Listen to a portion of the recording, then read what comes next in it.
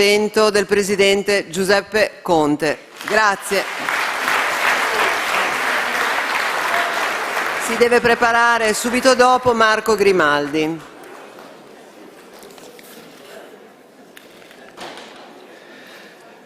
Innanzitutto grazie per l'invito e grazie per questo confronto.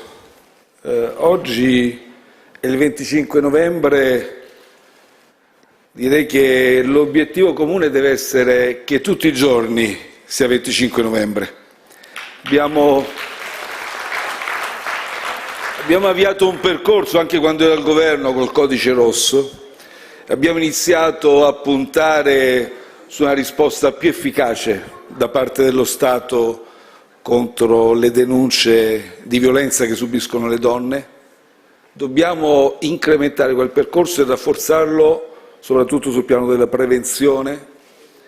Il dibattito in questi giorni, pur con varietà di accenti, sta affrontando questo tema. È un problema di modelli culturali, è un problema di maturità affettiva. Noi abbiamo proposto come Movimento 5 Stelle, sin dall'inizio della legislatura, un progetto normativo concentrato sull'educazione affettiva nelle scuole e sul sostegno psicologico fisso in tutti gli istituti scolastici. Altro tema su cui dovremo concentrare le forze e unire le forze è quello anche di intervenire laddove spesso le violenze sono collegate e vengono subite per ragioni di soggezione da dipendenza economica. Ecco perché dobbiamo incrementare il reddito di libertà. C'è un nostro emendamento adesso che vuole portare il reddito di libertà a 1.200 euro. Ecco, io faccio da qui un appello al Presidente Giorgia Meloni e dico: Presidente, hai sabotato Opzione Donna, hai sabotato Ape Sociale, hai aumentato persino l'IVA sugli assorbenti, a ottobre almeno risultavano tagliati i fondi rispetto al 2022 per quel che riguarda la prevenzione della violenza da 17 milioni a 5 milioni. Almeno su questo ci dai una risposta? Dai una risposta a tutte le donne che soffrono violenza?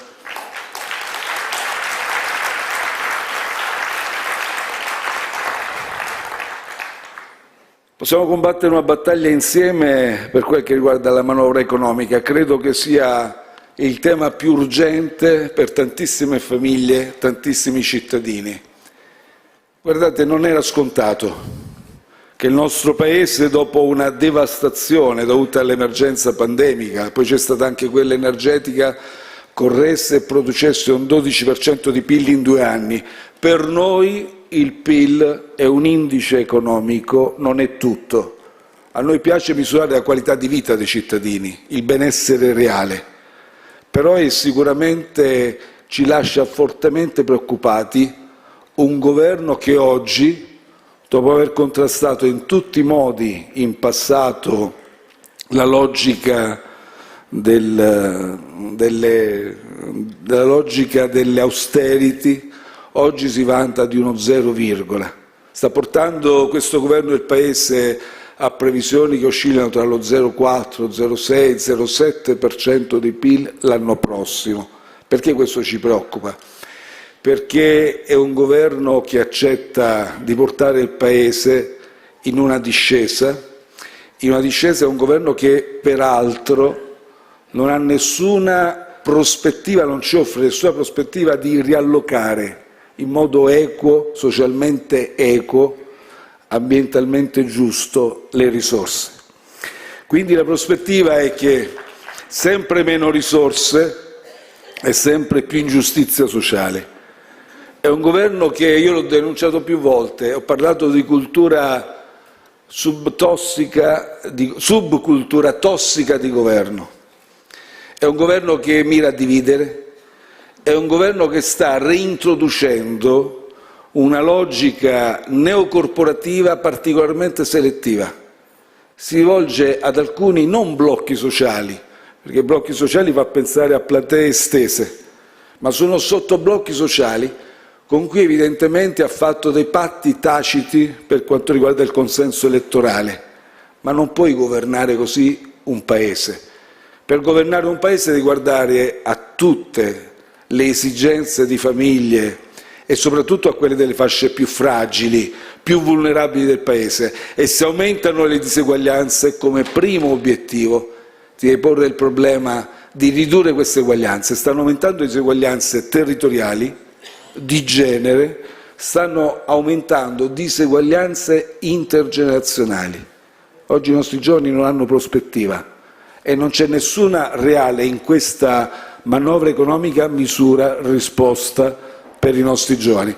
Quindi da questo punto di vista dobbiamo lavorare insieme per contrastare ad esempio quel progetto di autonomia differenziata che aumenterà le diseguaglianze territoriali, farà correre ancora di più le regioni che già corrono, lascerà ancora più indietro le regioni che invece stentano e hanno difficoltà. Ed è folle in questa prospettiva pensare di accontentare il Paese che corre meno, parliamo del meridione, del sud, buttando e, come dire, illustrando uno specchietto per le allodole, dicendo che il Sud avrà il riscatto concentrando quasi 12 miliardi in una sola infrastruttura, il ponte sullo Stretto.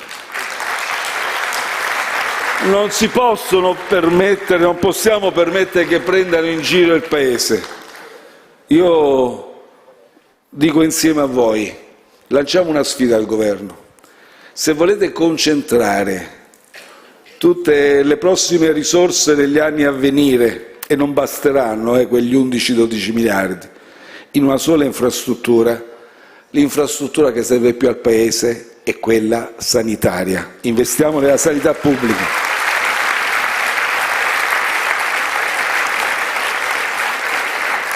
Investiamo nella sanità pubblica perché ormai le liste di attesa, io ne parlai a Draghi, andai a trovare Draghi e una delle discussioni, e una anche di quelle occasioni in cui il mio suggerimento rimase inascoltato fu questo, che per effetto dell'emergenza pandemica si stavano accumulando le liste di attesa, tantissimi cittadini stavano mettendo da parte cure anche importanti per malattie e patologie importanti, esami diagnostici, tutto questo era evidente, li portai anche dei dati, non è successo nulla da allora. Oggi sta succedendo qualcosa di ancora più perverso, sta succedendo che questo governo, che come ho detto ha una logica neocorporativa in cui si lega a patti taciti con alcuni sottoblocchi, adesso addirittura si lega con delle lobby, ed è evidente un patto tacito stipulato con la lobby delle cliniche private, dove addirittura si definanzia, perché dire che sono stati investiti 3 miliardi in più nella sanità significa definanziare sostanzialmente la sanità rispetto all'aumento dei costi di gestione e rispetto all'inflazione. Noi eravamo eravamo al 7%, adesso saremo molto meno in prospettiva. Ecco, questo definanziamento è dolorosissimo, perché cosa significa concretamente? Significa che il treno della sanità pubblica andrà sempre più in ritardo. E vedete, purtroppo saranno in pochi come il ministro Lollobrigida che potranno chiedere di fermarsi alla fermata di questo treno per andare in una clinica privata. Tutti gli altri pendolari, a differenza di quello che opina e che dice il ministro Lollobrigida, purtroppo rimangono sul treno delle liste d'attesa che sono sempre più in ritardo e addirittura forse non arriveranno neppure in stazione, perché in tante realtà territoriali ormai le prestazioni sanitarie non sono sufficientemente garantite. Deve intervenire Giorgia Meloni sul taglio delle pensioni. Non possiamo accettare, io ho fatto una conferenza stampa giovedì, gli ho lanciato un monito, almeno su questo dia un segnale. Adesso il segnale lo sta dando, ma non può essere un palliativo. Bisogna intervenire in modo effettivo, sostanziale, perché quel taglio alle pensioni del pubblico impiego riguarda quelle categorie, quelle persone, lavoratrici, lavoratori, a partire dal personale sanitario che abbiamo definito eroi durante la pandemia. Noi non dimentichiamo.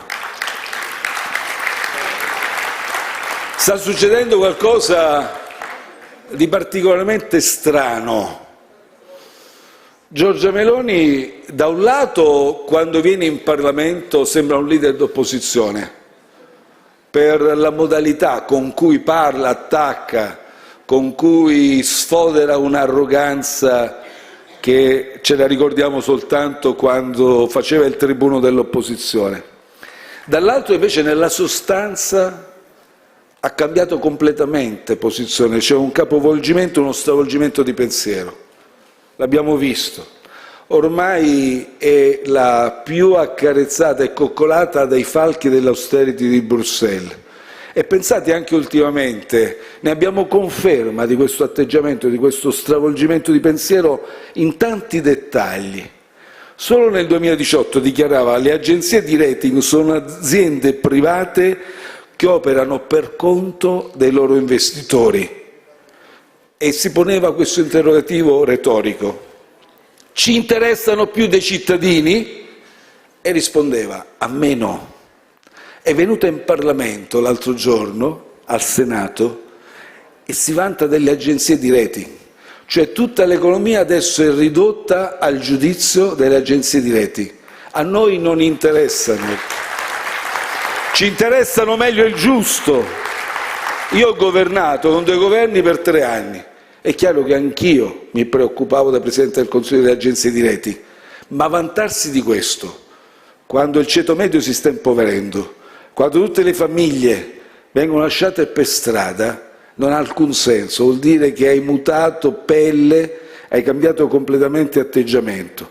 A noi ci interessa molto quello che succede nelle famiglie. A noi ci interessa più e ci preoccupa tantissimo il fatto che questo governo si sia vantato di aver introdotto la tassa sugli extraprofitti delle banche e dopo invece se la sia rimangiata nei fatti, e a quei 2 miliardi delle banche abbia preferito mettere le mani nelle tasche dei cittadini e prelevare 2 miliardi di nuove tasse dalle famiglie che sono già in sofferenza. A noi interessano, a parte, pur non trascurando le valutazioni delle agenzie di rating, i dati della Caritas. Quasi il 10% della popolazione è in povertà assoluta. 14 milioni di famiglie sono a rischio povertà e di esclusione sociale. 400.000 famiglie non hanno di che mangiare, sono state escluse dal sistema di protezione che aveva introdotto il reddito di cittadinanza. Questi sono i dati del Paese reale. Giorgia Meloni, li guardi o no?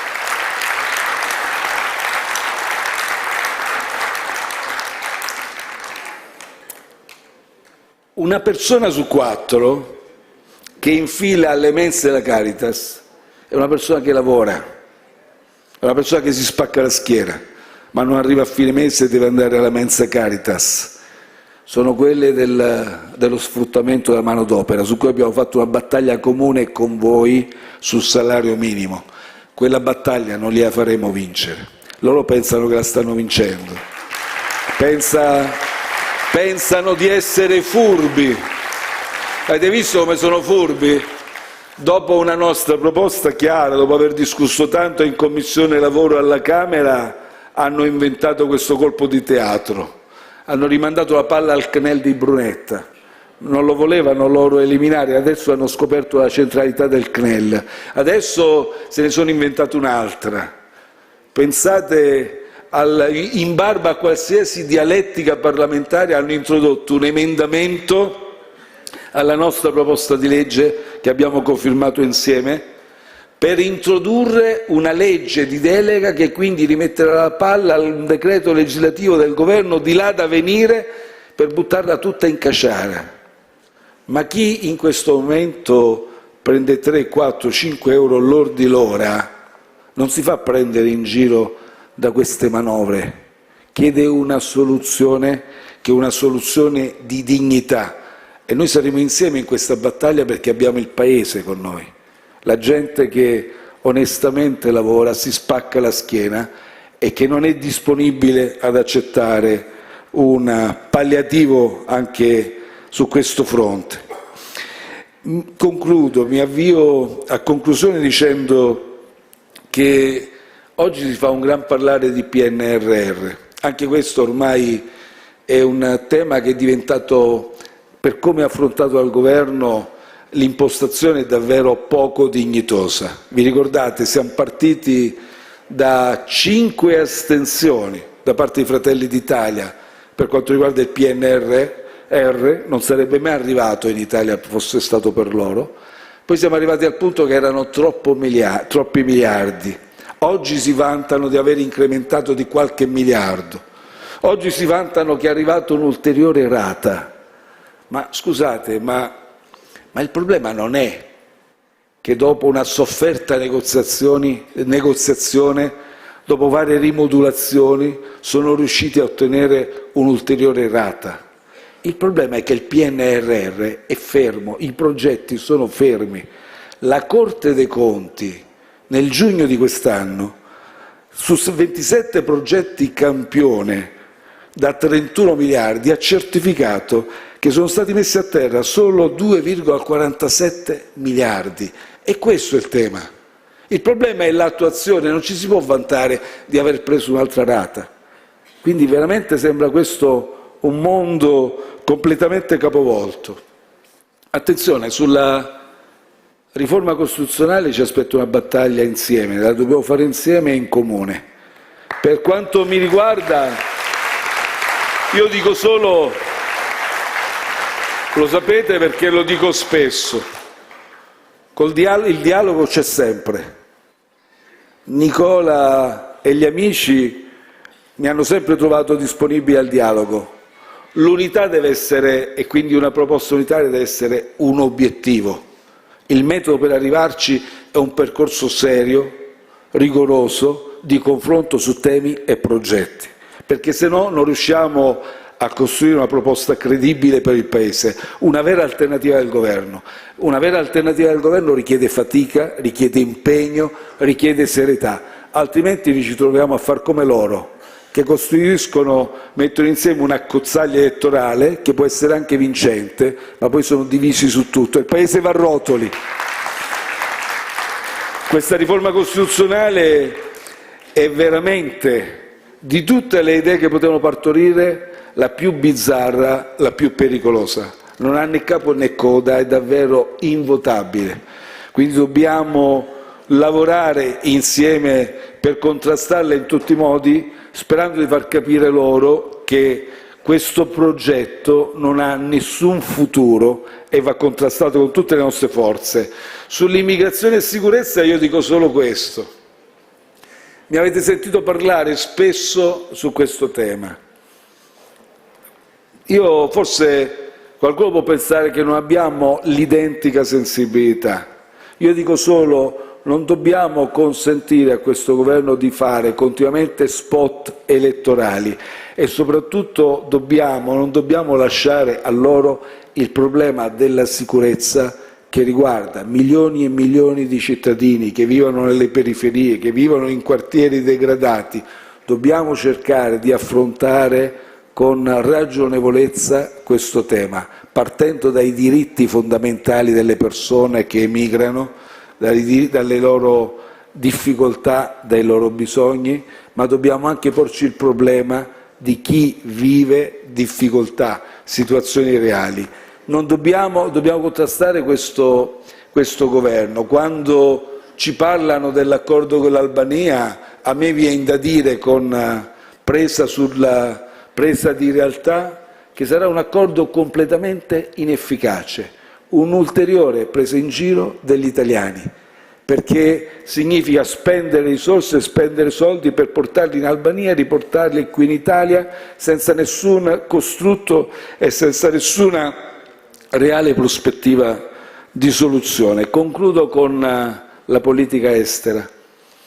Su questo abbiamo, nel corso del cammino e del dialogo, scoperto varie affinità. Siamo, credo, completamente d'accordo sul fatto che l'unica strada per risolvere conflitti che adesso ci riguardano anche da vicino e sfidano non solo l'Italia ma l'Unione Europea, l'unica strada è un negoziato di pace. L'abbiamo detto per l'Ucraina, il conflitto russo-ucraino.